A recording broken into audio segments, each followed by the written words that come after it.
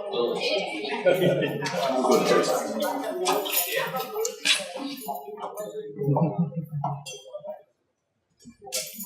morning, Governor Carney. Good morning. How you doing, Governor Carney? How are you? Trevor Steele, nice to meet you. Say your first name again? Trevor. Trevor, nice to meet you. Nice to meet you as well. How are you, boys and girls? Good. Tell me your name. Francisco. Francisco. Shalom. Shalom. Chloe. Chloe. Jimena. Jimena. Emma. Emma. Madison. Madison. Nice to meet you all. What grade are you guys in? Fifth. Fifth grade? How's it going so far? Great. Good. Yeah? Only one page of homework. Only one page? Only one day, right? No, you started last week? That was the first week. Good. What's your objective for the year? To get into a good middle school. Say that again? To get into a good middle school. To get into a good middle school. We were at Claymont Elementary yesterday, and that was the consensus, was to survive that year and get into middle school. Yeah. They were all pretty much going to the same. You can. Making choice into different middle schools. Uh-huh. Yeah. So what else besides surviving fifth grade and making it to middle school? Being better at writing. Being better at writing, you said that. Are you a pretty good writer? Why do you think writing is important? Because you need to sign bills, checks. You need to sign bills and checks. You need to communicate, right? And are you guys interested in government? I understand that you're leaders in your class. Did you get elected to anything, or did you just volunteer? I have got elected to go to the Capitol of years. So Oh, great. It's next year, maybe. sometime. So now that they're in fifth grade, they'll get elected. But last year, they were chosen by their teachers. Okay. So we'll have a fifth grade election for class president, vice president. And so what do you all do as leaders of your fifth grade class? About the kids. Help out the kids? How do you do that? What they need help with. In terms of their academic work? Yeah, that's true.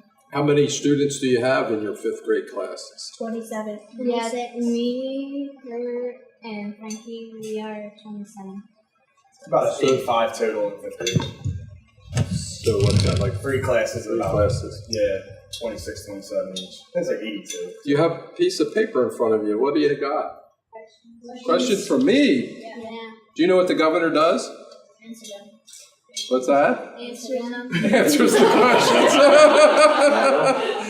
Well, that's a good answer. I get asked a lot of questions, and the governor, the way our government is set up, is that we have what's called an executive branch.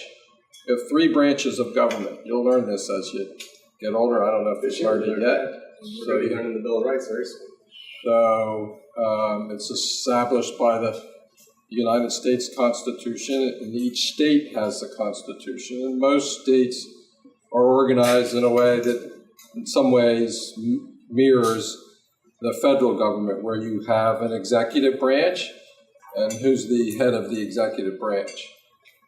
The President of the United States, right? You probably know who our President of the United States is. It's hard not to know who it is, even when they're not as controversial as our current incumbent.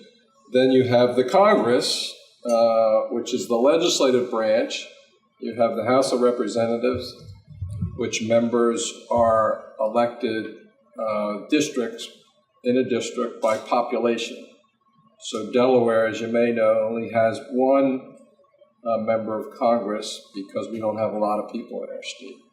But our congressional district, the whole state of Delaware, is one of the most populous congressional districts in the country. There's only one that's got more. I know that it's like because I served for 6 years in the House of Representatives, and in that seat, there are 435 of those districts. That's changed. In fact, way back in history, I just learned this recently. Delaware had 2 members of Congress at one point, which is interesting. In the Senate, the Constitution provides that each state gets 2 members of the Senate. So a tiny state like Delaware is given extraordinary power relative to other states because we get as many members in the Senate too as, say, California, which is, many, many, many, many times larger than. In Delaware, it's similar, although the Senate's different. We have 41 members of the House, and one of our state representatives is standing right behind you with that camera, Kim Williams, who represents the 19th district. So my responsibility is to kind of run the executive branch, interact with the legislative branch. The judicial branch is there to keep us in check, if you will. I've explained a little bit about what the governor does. What are some of your goals for education in the state of Delaware? Well, I'd like to see 3 things I focus on, and I kind of try to take the big picture. I want to make sure, first of all, that every child has an opportunity to be successful in life. And in order to do that, you've got to make your way through school successfully. You've got to be able to read at grade level, at grade 3. You've got to learn how to read early in your education career, like pre-K, kindergarten, first grade, second grade, third grade. By third grade, you got to be reading at that grade level. And then you read to learn the rest of your, education career. So that's a key milestone. So we are not there yet. All third graders are not reading at grade level, and that's a challenge for us. And then as we get to middle school, to make sure all children are meeting the standard for math proficiency so that they're prepared. The world we live in now, you want to be successful in life, you've got to have a focus in math and science, and because that's where most of the jobs are. In fact, we have millions of jobs right now in our country where people, the employers where those people work, can't find people with the skills necessary. In fact, we have national laws and provisions that enable people to come from other countries that have those science, technology, engineering, and math skills to live here and to do those jobs. Well, we ought to be educating our own to do that. And then lastly, to have every child in every school in our state, every high school in our state graduate ready to go either on to college or into a productive career. And that isn't the case currently as well. So those are the basic things that I'd like to see. Part of that is providing support from the Department of Education side. What I've asked Secretary Bunting to do is to have her agency be more a service-oriented agency in helping teachers and principals meet those goals that I just mentioned, come up with plans to do exactly that. It's really kind of, in some ways, from my perspective, a back to basics kind of, let's teach children how to read, make sure they know how to do math, and make sure they graduate from high school ready to go on. And we're not quite there on those. So those would be my objectives for education. Good question, Frank. How do you manage the stress of the responsibility of your job?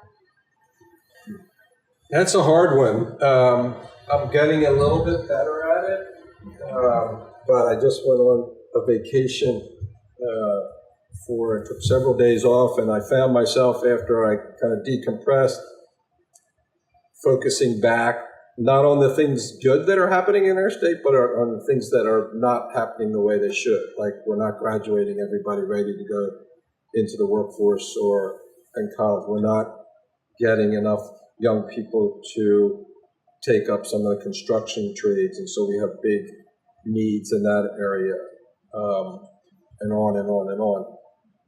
So the best way that I manage stress is I go to the gym pretty much every day. I was there this morning at the Y. And not only is it good for my own physical health, but it's good for my mental health as well. And I enjoy sports in general and like to go to games and that kind of thing. So you might see me as you get older at some of your high school football or basketball games because I spend a lot of time going to those games, and many of them are games in this school district. How did you become a governor?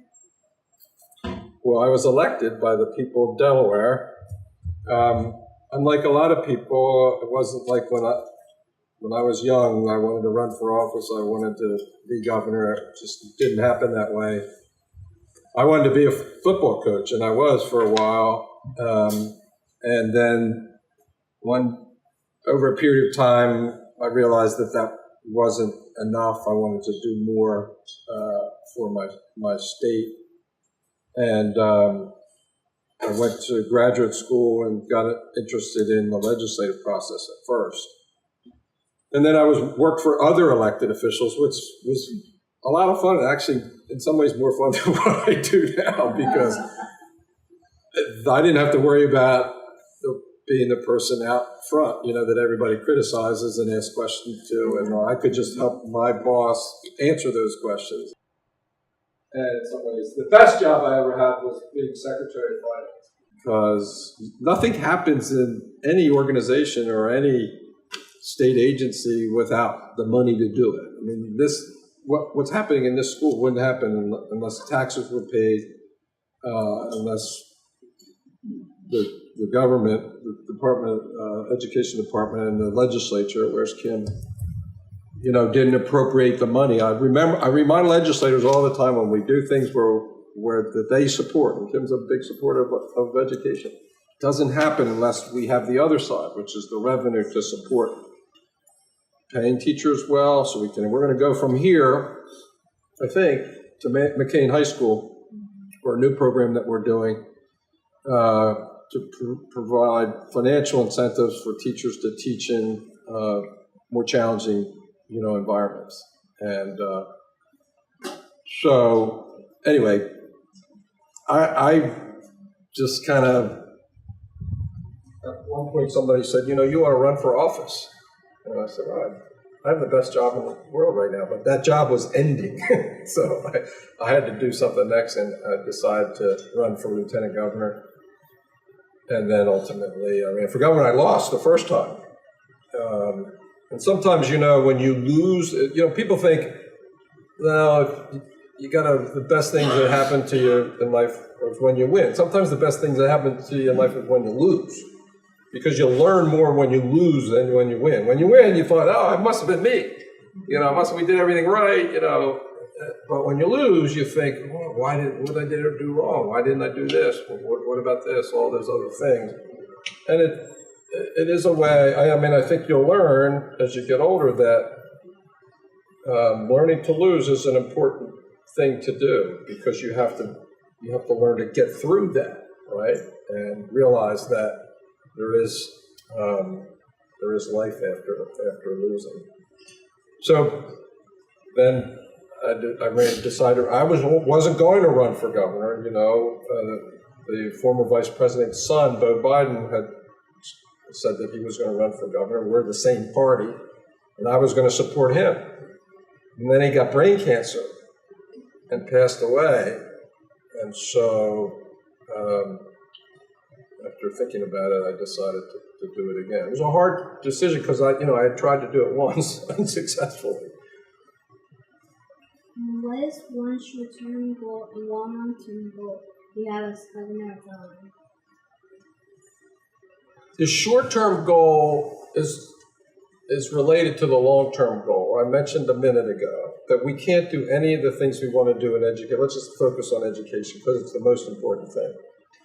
Unless we have a structurally sound, sustainable financial plan. And we don't right now. And I've spent the better part of my first 2 years as governor trying to convince everybody that'll listen, all the people I work for, which is all of you, everybody in this room, and everybody, all 900,000 plus Delawareans, that we don't. And so that's my biggest short term. And most people, they understand just from their own experience, in their families and in their homes, that that's an important thing. But it's not what people focus on when they talk to me or Representative Williams or others. They talk about they want better schools, or they want better roads, or whatever the issue might be. But you can't have any of those things unless you have a financial plan. What does that mean? That means you have taxes that support the things that you're doing at the appropriate level, and that you don't have spending that's out of control. Right now, we have spending mostly in healthcare that we're not able to keep up with. It's a problem for the whole country, a little bit very, very complicated. And we also have more students coming, and more students that are students with learning challenges, learning disabilities, meaning they get additional money. It makes it hard for us to keep up. So that would be the short-term goal. But its effects are long-term. The long-term goal would be that we would have the best education system of any state in the country. And that requires basically that you meet those three things that I said earlier in terms of reading, math, and graduation rates. How do you cooperate with other members of the government, and what happens if there is a disagreement? Well, disagreements happen all the time. And, you have disagreements in your family. You have disagreements among your friends. I mean, we're all different. We all have a different view of the world. The challenge is for people that have disagreements, big disagreements, to be able to work together. That's the challenge to me. And I've always tried to do that, and I've always felt like I'm the kind of person that can do that. It's interesting when you become governor and you feel the responsibility for everything that happens. It's harder to do what I just said, because you have to do it on every single thing. And sometimes it's just annoying that some of the people that you need to work with aren't being, in your point of view, reasonable. Part of working with other people is to understand what their point of view is.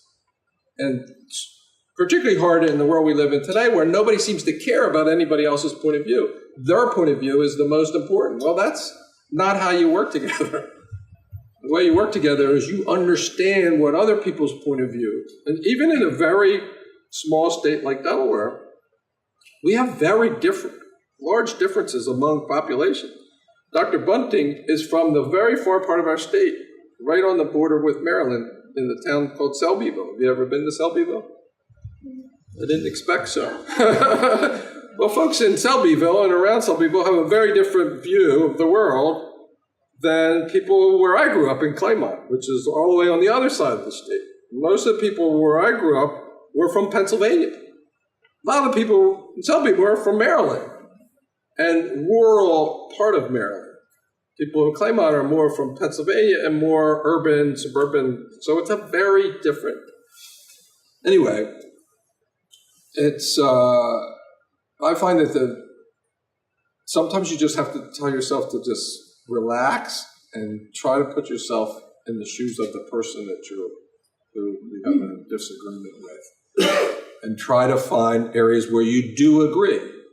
As it turns out, and I've seen this, and I've been doing this for almost 20 years, that the people in Selbyville and the people in Claymont have more in common than they even think. No. And that's what I try to focus on, is those things that we have in common. And by the way, they all care about schools, and they all care about the best way to fund and help schools do better. They all agree that we should pay teachers as much as we possibly can. Doesn't matter if you're Representative Collins, who might be, the furthest away from my point of view and represents that area way down there, or Representative Short is on his way out, but who represents Claymont, or Representative Williams, who represents this area. How do you decide to make a law?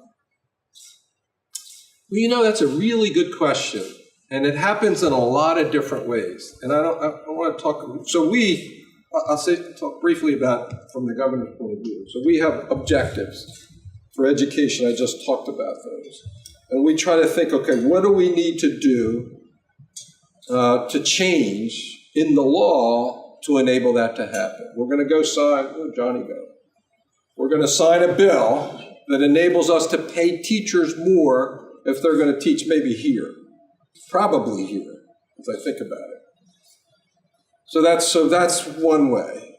I'll tell you the most dominant way that it happens is that people like you, or your parents, or your grandparents go to people like Representative Williams, and they say, Representative Williams, let me give you an example. Yesterday, I signed a bill. A young boy, a little bit older than you. Well, what was he? He was going through his bat mitzvah, so 12, right? He and his mother and other neighbors in a neighborhood in Wilmington discovered that the deeds in their properties had language that was illegal, that excluded people of color and people of certain religions from living in that community. That's not legal anymore, but it was in these documents. And this young boy, he went to the woman who was lived in the neighborhood, and she got upset about it as well. And they contacted the Newcastle County Recorder of Deeds, who called the equivalent of Representative Williams in that area, who developed a piece of legislation that would enable this language to be taken out of these deeds.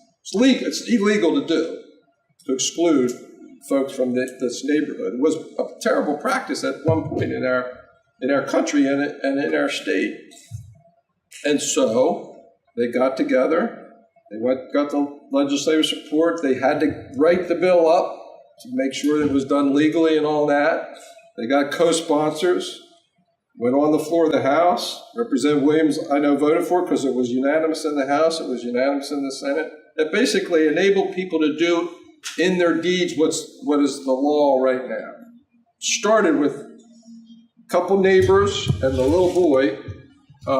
He did it as his bar mitzvah project, as it turned out. It was really it's a really good example about how so many things, I can tell you, I've signed at least 100 bills from this last session, and I'll bet 50% of them have come from just ordinary people. And the message for you is, when you hear people say, it doesn't matter, you can't do anything about it, don't ever listen to that, because it's not true. We do have a representative government. You have people that, I can tell you, this woman right here, you went to her with an idea about something you want to fix, she'd have it in legislation and she'd work to get it passed. And I could say that about a whole number of like I said, I just signed 50 bills where it started that way. These are great questions.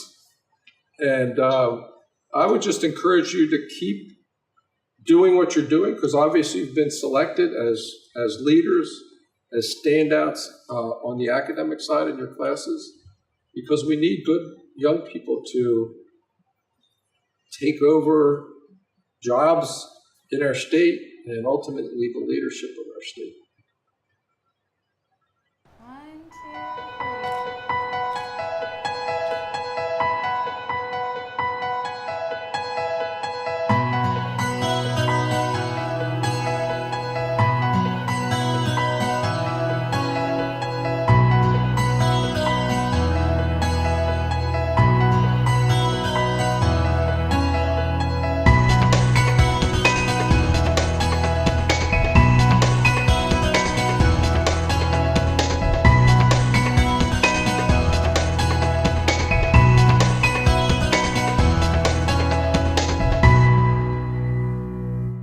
morning, everyone. My name is Brian Maddox. I'm the proud principal of Thomas McCain High School, and I would like to welcome everyone here to the home of the Highlands.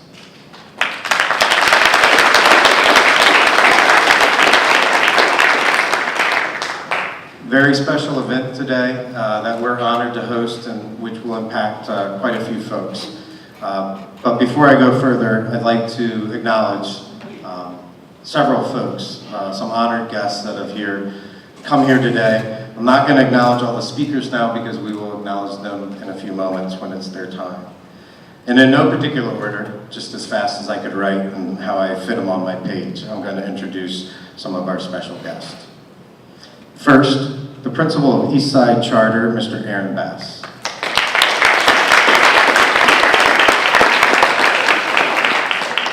From the Delaware State School Board, Mr. John Marinucci. Director of the School of Education at the University of Delaware, Kristala Muza. From the Delaware Charter School Network, Mr. Kendall Massey. Miss Kendall Massey, apologies. And then several legislators are here today. Retiring Representative Mr. Joe Miro. Give it up. Thank you for your years of service. Representative Ed Ozinski. Representative Mike Ramone. Representative Debbie Hudson. And the House Committee Chair for Education, Representative Earl Jakes. Representative Kim Williams. And from Delaware Can, Mr. Daniel Walker. And last, and certainly not least, the head educator in Red Clay Public Schools, who recently announced his retirement of service, and he's given his blood, sweat, and tears to the life that we have here in Red Clay, and couldn't be a bigger cheerleader for us all. A huge thank you and acknowledgement to Dr. Mervyn Dory.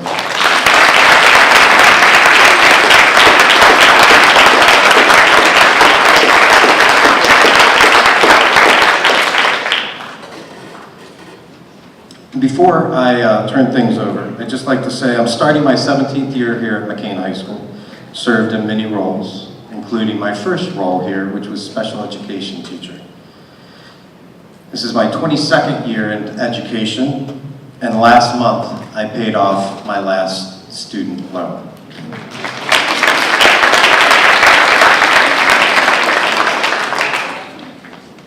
And I am not alone. We have future teachers in our audience here. We have two academies here, one for early childhood education and one for K-12 teachers, trying to prepare them into that field. And so today's signing of this bill into law will certainly impact all of you, and I'm proud to have you part of this ceremony. And we have several teachers in the audience as well. Quick show of hands, if you're an educator in this audience and you have or have had a student loan, just raise your hand. Yeah. Without a doubt. That is the reality. But we know education is a calling, and we weren't being called by dollar signs, but rather by relationships. That is the art of education, building and forging relationships.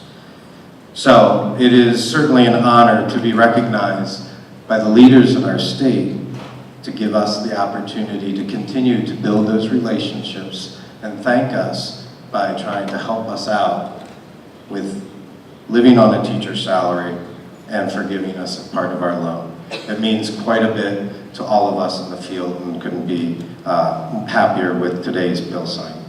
And without further ado, I'd like to bring up one of our co-sponsors of this very important bill, Representative David Pence.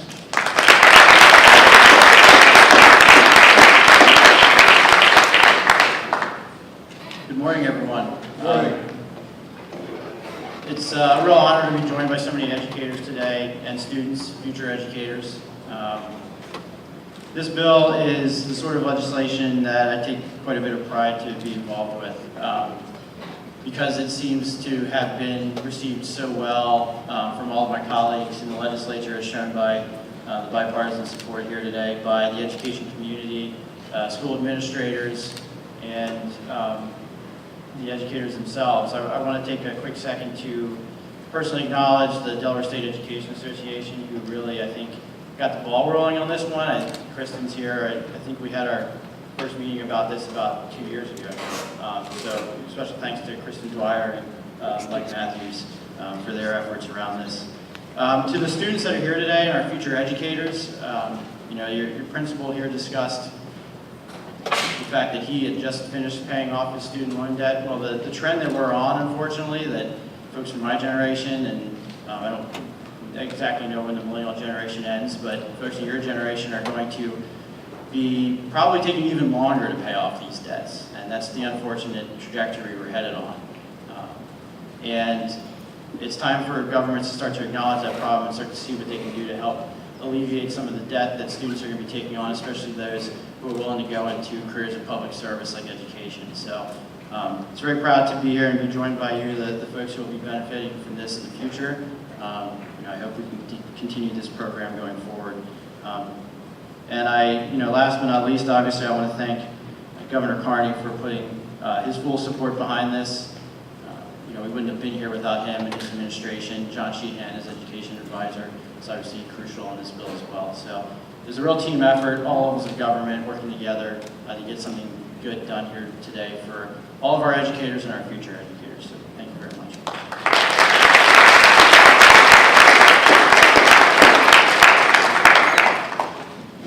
Hi, I'm Mike Matthews. I'm a 4th and 5th grade special education teacher right around the corner, Mote Elementary, serving as full-time president of the Delaware State Education Association. And this is a really big deal to our members, our 13,000 members up and down the state, and even those who aren't our members who are working in public schools, public and charter schools. I visited nearly 100 schools last year in my first year on this job, and I spoke with hundreds, if not maybe 1,000 or so educators up and down the state, and many of them shared with me their stories of the crushing student loan debt that they live under in order to work in a profession that seeks to better the world we all live in.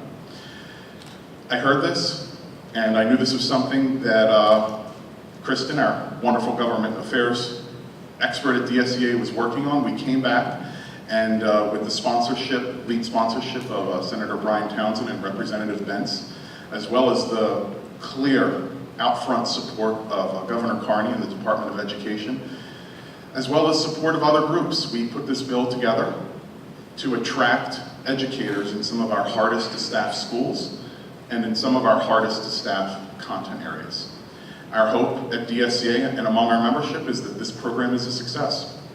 And in successive years, we'll get even more to go to new educators and educators who have a great amount of student loan debt. My final message would be to the future educators in the room. Some of you I may have had at Richardson Park years ago. I know Richardson Park, some of the students feed in here at McCain. We need you.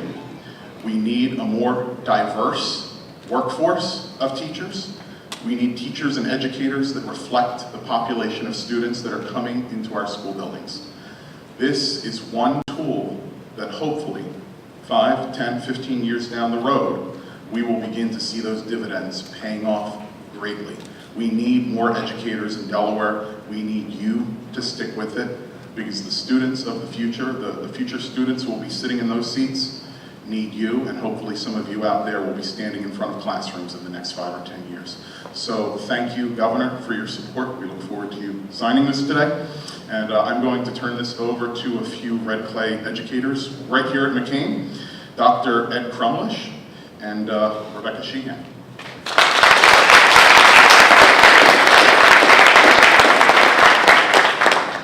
Thank you. Hello. We were asked just by Principal Maddox to just kind of take a quick moment just to kind of share our story, how we got involved in education. My name is Ed Crumlish. I graduated from the University of Delaware with an engineering technology degree. I was a civil engineer for approximately 5 years. However, I had a change of heart and decided to really pursue what my passions were, and I gave up that career field and went back to school to acquire an elementary education master's degree and then eventually pursue my doctorate. I have developed a crushing over $100,000 worth of student debt, which, unlike you, Principal Maddox, I have not recently paid off, so I am still suffering under those. But I would like to thank the state and local legislators. This is a very important thing, just so that individuals who really want to be in education, you don't get in it for the money. You get in it because for all these wonderful young people sitting right here today, and just as a lot of times the cost of obtaining these degrees can be such a deterrent, and it's just very nice to see the support of the local government to get people in here, really the right type of folks that do it for the right reasons. So I'm done, that's my story, but just thank you very much, we really appreciate it.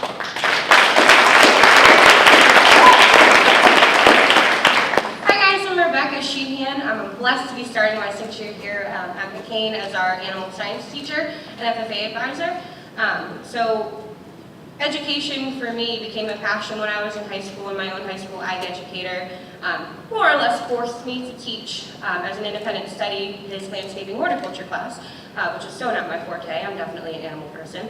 And it made me realize that this is really what I wanted to spend the rest of my life doing. So then college was obviously the answer. I had to go get my degree in education. And the way to do that was student loans, because I was never going to be able to afford college otherwise.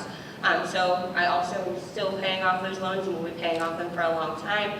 And any support that I can get in doing that also allows me the ability to put more of my own funding and more of my own resources into my personal farm, which is a small livestock farm in Clayton, Delaware, and it's really what I use to help spark a passion for agriculture and agriculture education in my students, because we have to feed the world, right? And these are the guys here that are going to be doing it. So anything that I can put into that to help them learn is obviously a great benefit to me and to my students. So I also would like to echo Dr. Kremlish and thank our government for really looking at how they can support us as educators, because it is going to spark the next generation of agriculturalists, of educators. We're teaching the next workforce, so whatever we can do to do that is obviously a great benefit. So with that, I'd like to turn the microphone over to Dr. Susan Bunting and Ms. Shana Payne.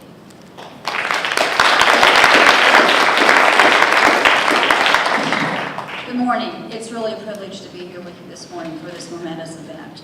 And to all of you who are in the teacher academies, you are my hope. You are our hope for the future of the education system in Delaware.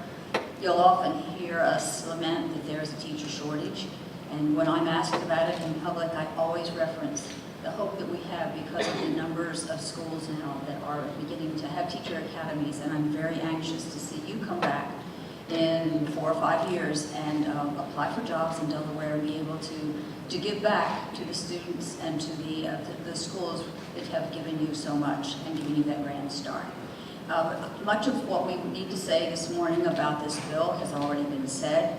Deep gratitude to all the people who have been involved in it, but I think this is a prime example of the collaboration that you're going to see, the teamwork that is occurring in Delaware between DSEA, DSBA, DASA, the Department of Education, the legislature, and the governor's office. And together we can accomplish much. So going back to my quote that I often use from Helen Keller, alone we can do so little, together we can do so much. This is a prime example. And in our department, we're breaking down the silos between various teams, various work groups, as they used to be called. And we have a fine example of 2 of our team leaders. Shannon Holston couldn't be with us today from the educator support group, but we do have Shana Payne with us this morning, who was very, very involved in creating the outcome that you're going to hear about more today and see the bill signed. Shauna comes from our academic support group, so you can see how closely our academic support and our teacher support, our educator support groups are working. So with that, I'll turn it over to Shauna Payne.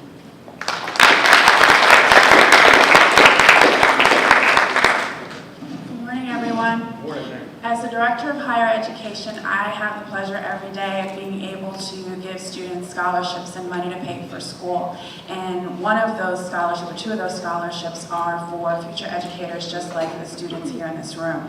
Our Krista McCullough and our Delaware Teacher Corps scholarships that help to fund students while you're in college to reduce the amount of debt.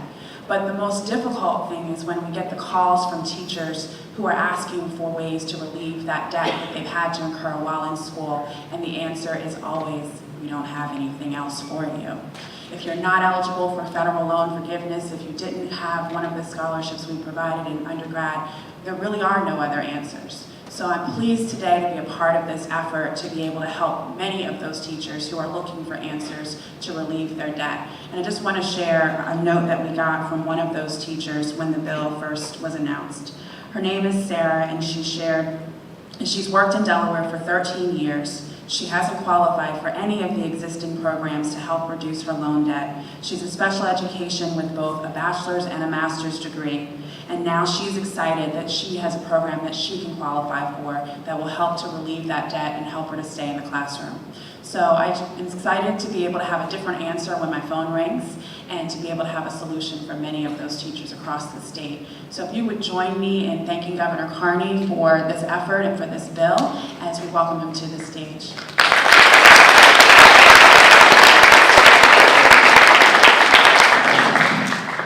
Thank you, Shana. Thank you to Mr. Maddox for having us, where is it? Behind me, and for bringing these future teachers of Delaware here to the auditorium to look at this, observe this bill signing. I want to just take a quick moment first before talking about the bill to recognize Dr. Merv Doherty again. Dr. Doherty, could you stand up? And also Representative Joe Moreau, both of whom, Dr. Doherty's not retiring, best I know, but he's moving on, and Representative Moreau is retiring, and I just want to thank them for their tremendous work for this district.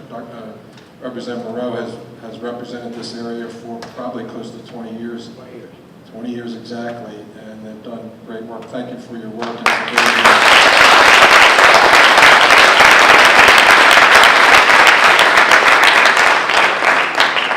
So I've just come off a little bit of time off. I had some vacation, so I had a lot of time to think about my job as governor and the challenges that we face here in our state. And this morning I was kind of reminded of the things that are really important. We were just, before we came here, we were at Mote Elementary School, not too far from here. And at the end of the tour, we met with the fifth graders who were identified as leaders in their classrooms, and they had all kinds of questions for me, and which is kind of part of the deal when you're governor, you get a lot of questions. They had great questions. And one of the questions was, what are your short and long-term goals for our state? And not to get into the details of my answer, but clearly, what are your short and long-term goals for education in our state? And clearly, part of that is to make sure that every student in every community, in every high school, graduates from that high school prepared to go in a productive way into the workforce or on to higher education in college.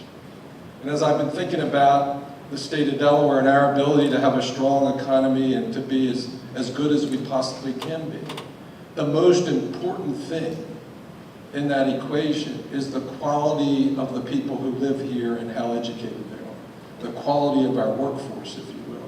More and more than any other time kind of in our history, because the jobs that are most prevalent today are jobs that require more education than has been the reality in the past. Used to be, if you graduated from high school, willing to go to work hard, you could work not too far from here in the General Motors plant, get a good salary, support your family, send your kids to college, save for retirement, have a good retirement program. Those jobs just don't exist in the numbers that they used to. And so to have good jobs today, you have to have graduate from high school as a minimum, go on to higher ed, go to Del Tech, get into a trade, that kind of thing, and be prepared to compete. And when you think about the most important part of that equation, it is the teacher in the classroom. And so we have to have the best teachers that we possibly can. It's been said, Mr. Manick said, that teaching is not just a profession, it's a calling. It certainly is a calling. It's a calling to do the most important work that we have for the success of our state here in Delaware. And that's why I'm so excited to see so many of you here who are interested in the teaching profession, who are going to be the ones that we're going to rely on to educate the next generation. Part of this equation is enabling teachers, young teachers, and people thinking about teachers to make it work financially. And with the burden that student loan debt imposes on young people, we know that if we can help out a little bit, that'll make a difference. So this bill accomplishes two things. It targets areas in schools that are most challenging teaching environments. And it incentivizes young teachers and teachers in general to work there and get a credit to enable you to help pay down your student loans. When I was a member of Congress for Delaware, we had a similar program at the federal level. One of the young women on my staff had an incredible student debt, and she was able to pay it down a significant amount of that through the federal program that we had that enabled her to work in a congressional office and pay down her student debt. So this piece of legislation, Representative Jakes leaned over to me and he said, this is the most important bill that we would have done in this session. And he's exactly right. And the reason he's right is because it is targeted to help the people who are the most important in the equation for our success as a state and for education here in Delaware, and that's the teachers. And it creates, in addition, financial incentive for those teachers to teach in those challenging environments. So every student, no matter where they live, has an opportunity to succeed. So I want to thank all the legislators. Somebody said it, but we do our best work when we work together. One of the last questions I got today from these fifth graders was, what's the most important thing from your perspective for leadership? And part of that, I think, the most important thing, is the ability to get people who have very different points of view. We got Democrats and Republicans, we got conservatives and liberals, working together for the good of our state, and that's what we're doing here today. So I want to thank all the people who had a hand in this legislation. I want to thank the teachers in the room for what you do every day. I want to thank the students who are here, who are interested in the teaching profession, for your interest, and we're going to help you along the way. So thank you for the opportunity to cap off this good work by signing this important piece of legislation.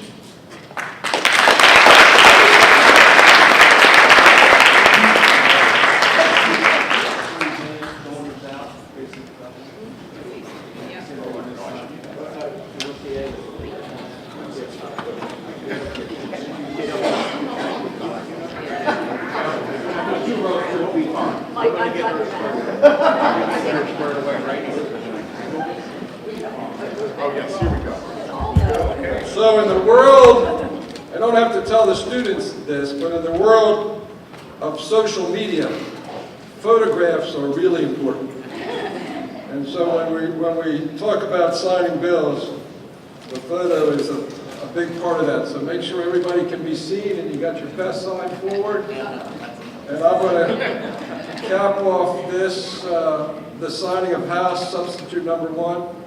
The House Bill number 346 is amended by House Amendment number 2. Its prime sponsor in the House was Representative Benson, who we heard from.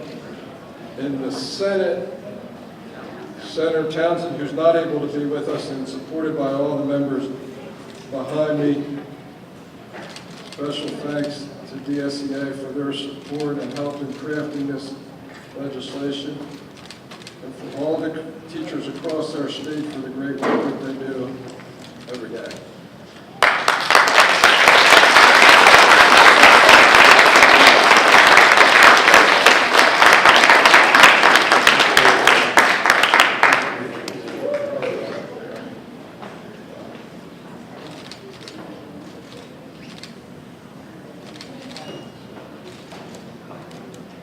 All right, very good. Thank you all.